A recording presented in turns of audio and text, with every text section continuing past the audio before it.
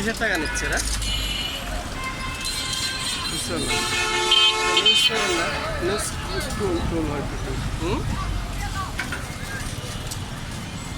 আপনাদের এটা কিসের টাকা?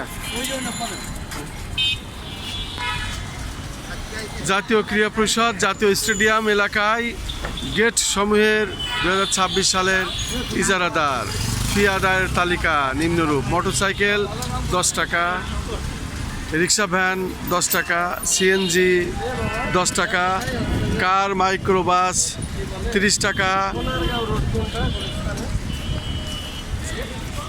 আচ্ছা পিকআপ 100 টাকা।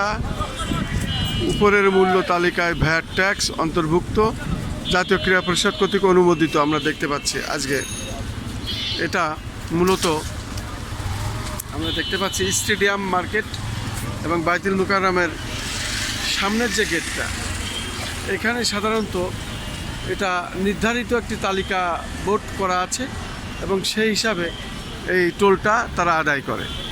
এটা মূলত তারা এখানে লিস্ট করেছে এবং লিস্টে অনুযায়ী যে টাকাটা সেই টাকাটাই নাই।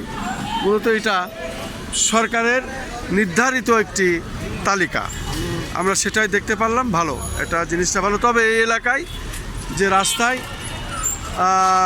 হকাররা বসতো সেটা এখন আর নাই, রাস্তা পরিষ্কার। হ্যাঁ হ্যাঁ, কোনো না অবৈধ পার্কিং নাই এবং রাস্তাঘাট অত্যন্ত পরিষ্কার পরিচ্ছন্ন, হকার মুক্ত। এই হকার মুক্ত হওয়াতে এই এলাকার মানুষ অনেকটাই স্বস্তি বোধ করছেন। কারণ হ্যাঁ, সাধারণত দূর দূরান্ত থেকে যেসব মানুষ আসতো এখানে, তারা এই হকারদের জন্য এখানে চলাফেরা করতে পারতো না। এবং আইন শৃঙ্খলা বাহিনী আমরা দেখতে পাচ্ছি অত্যন্ত তৎপর, এবং যে কারণে আমরা দেখতে পাচ্ছি বাইতুল মুকাররমের সামনে, স্টেডিয়ামের সামনে খুব পরিচ্ছন্ন, চলাফেরা অত্যন্ত পরিষ্কার পরিচ্ছন্ন আমরা দেখতে পাচ্ছি। আমার চ্যানেলগুলির পক্ষ থেকে আমি ধারাবাহিক যে কাজগুলি করে থাকি তার ধারাবাহিকতা এটা আমি প্রচার করে যাচ্ছি এবং দেখিয়ে যাচ্ছি।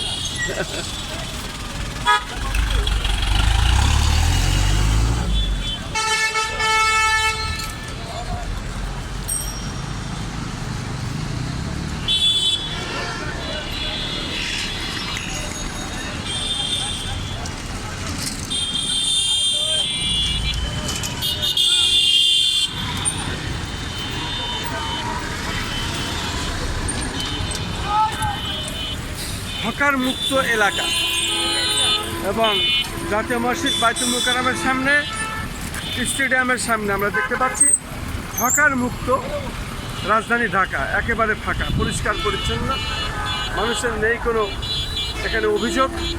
প্রত্যেকে আসছে যাচ্ছে, চলাফেরা করছে, নেই কোনো ভিড়, মানুষের কোনো এখানে যানজটের সেই সম্ভাবনাও আর নাই আমরা দেখতে পাচ্ছি।